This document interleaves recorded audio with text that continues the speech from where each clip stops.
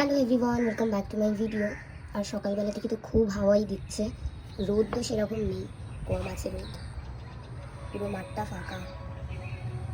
আর পাখিরা ডাকছে, আমি জানি না তোমরা শুনতে পাচ্ছ কি না, তবে আমি শুনতে পাচ্ছি, খুব সুন্দর লাগছে। ব্রেকফাস্টে আছে হচ্ছে কেকটা, আর আছে হচ্ছে কফি। তো এই হচ্ছে আমার ব্রেকফাস্ট। আমি রোজ এই জায়গাটায় দাঁড়িয়ে বা বসেই ব্রেকফাস্টটা করি, চেয়ার নিয়ে বসি বা বিছানার সামনেটা আমার বেডসাইড টেবিলের ওখানটায় বসি। তো আমার খুব ভালো লাগে এখানটায় বসে ব্রেকফাস্ট করতে। আর স্পেশালি এখন তো আরও বেশি ভালো লাগছে, কারণ দারুণ একটা ভাইবস থাকে। এখন আমি ব্রেকফাস্ট করতে করতে এটাই ভাবছিলাম যে এরপর আমার সারাটা দিন কী হ্যাকটিক যাবে, কারণ আজকে আমার আছে অফিস। তো এখানেই আমার প্রায় 6-7 ঘন্টা চলে যাবে। লাঞ্চের টাইমে তো ও আসবে, তখন ওকে লাঞ্চটা দেবো। ভাবছি তখন আমিও একটু লাঞ্চ করে নেবো। আর তোমরা তো আগের দিন দেখেছিলে যে এটা আমাকে গিফট করেছিল, সারপ্রাইজ গিফট দিয়েছিল একটা।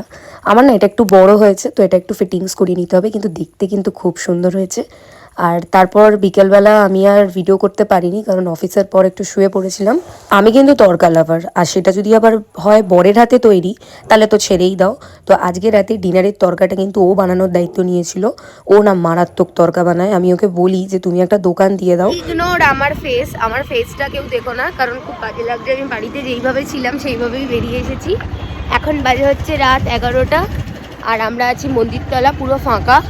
আমরা এখন যাচ্ছি চা খেতে, মানে চায়ের দোকান খুঁজতে। জানি না আদৌ পাবো কিনা, যা ঠান্ডা হাওয়া দিচ্ছে মনে হচ্ছে দার্জিলিংয়ে সেই ফাঁকা। মনে আছে আমরা যখন আগের বছর এই সময় গিয়েছিলাম, এইরকম পুরো কুয়াশা ছিল আর এরকমই ঠান্ডা হাওয়া দিচ্ছিল। যাই হোক, দেখা যাক আমরা চায়ের দোকান পাই কিনা। যদি চা পাই তাহলে আবার ভিডিও করবো, আর যদি না পাই তাহলে আর ভিডিও করবো না। তো টাটা এখন আপাতত।